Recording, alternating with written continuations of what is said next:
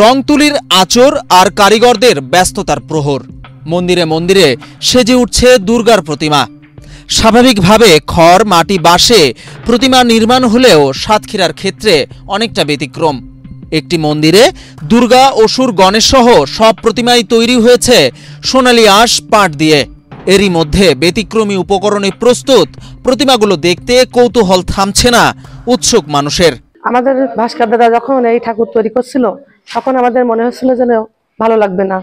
আমরা এখানে আসতাম, দেখতাম, তখন যেন কেমন একটা হতো। তারপর যখন রং করতে আসছে তখন এর পরে রং দিয়ে পাটের উপরে, তখন দেখছি খুব আকর্ষণীয়। এবার পুজোয় আমরা অনেক আনন্দ করব। পাটের তো এই প্রতিমা হয়েছে, আমরা অনেক আনন্দিত। আমরা আমাদের বন্ধু বান্ধবরা এখানে আসতে বলবো। আমরা পুজোয় অনেক নতুন নতুন জামা প্যান্ট পরবো।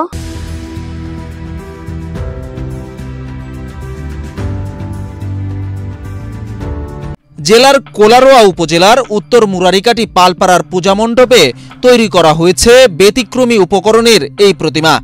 50 কেজি পাটের আঁশে কারিগররা এটি প্রস্তুত করেছেন 21 দিনের প্রচেষ্টায়। পাটের পাশাপাশি প্রতিমা আকর্ষণীয় করতে কিছু অংশে দেওয়া হয়েছে হালকা সোনালী রং। প্রতিমা কারিগর ও আয়োজক কমিটির দাবি, বাংলাদেশে সোনালী আঁশে তৈরিকৃত এই প্রতিমাই প্রথম। আমাদের হলো প্রতি বছরে নতুন নতুন কিছু করার চেষ্টা করি। আমরা ভাস্করের মাধ্যম দিয়ে আমরা চেষ্টা করি যে নতুন কি করা যায়। দুজনে আমরা ভাস্করের মাধ্যমে আলোচনা সাপেক্ষে আমরা চেষ্টা করি যে নতুন কি করা যায়। সেই আঙ্গিকে আমরা এবার পাটের ঠাকুর করেছি। 2023 সালে আমরা ধানের ঠাকুর করেছিলাম। এখানে হলো এবার আমাদের পাটের ঠাকুর করতে হলো 1,20,000 টাকা খরচ হয়েছে। ভাস্করের পুরো পূজা শেষ করতে প্রায় 3.5 লক্ষ টাকা আমাদের খরচ হবে। এ বছরই শুধু নয়, পূর্বেও ব্যতিক্রমী উপকরণে প্রতিমা তৈরির নজির রয়েছে জেলাটিতে। 2023 সালে একই পূজা মণ্ডপে তৈরি করা হয়েছিল চিনিগুড়া ধানের দুর্গা প্রতিমা, যা ওই সময় দেশব্যাপী ব্যাপক সাড়া ফেলেছিল। প্রতিমা শিল্পী প্রহ্লাদ বিশ্বাস ও তার সহকারী তৈরি করেছেন এই প্রতিমা।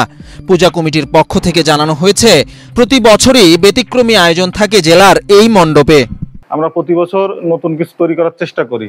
তারই ধারাবাহিকতায় এবছর 2025 সালে আমরা বাংলাদেশের বৈদেশিক মুদ্রা অর্জনকারী পাট শিল্পর থেকে যে সোনালী আঁশ বের হয়, সেই সোনালী আঁশ দিয়ে আমরা প্রতিমাটা তৈরি করছি। এই প্রতিমা তৈরি করতে আমাদের প্রায় 1,20,000 টাকা মতো ব্যয় হয়েছে। আর এই প্রতিমার কাজ শেষ হওয়ার পর এখন থেকেই অনেক ভক্তবৃন্দ এবং দর্শনার্থী আসা শুরু হয়ে গেছে। জেলাটিতে সুষ্ঠুভাবে পূজা উদযাপন এবং সব ধরনের অপ্রীতিকর ঘটনা এড়াতে কঠোর নিরাপত্তার উদ্যোগ নিয়েছে জেলা প্রশাসক।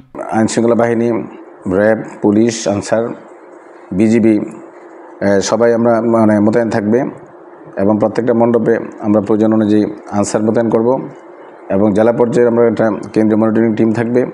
প্রত্যেকটা উপজেলায় একটা মনিটরিং টিম থাকবে এবং প্রত্যেকটা ইউনিয়ন পর্যায়ে আমরা মনিটরিং টিম করব, যাতে করে প্রত্যেকটা পূজা মণ্ডপ ঠিকমতো মনিটরিং করতে পারে।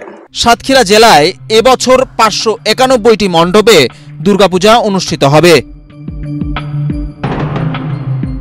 বিজন কুমার, বাংলাদেশ প্রতিদিন।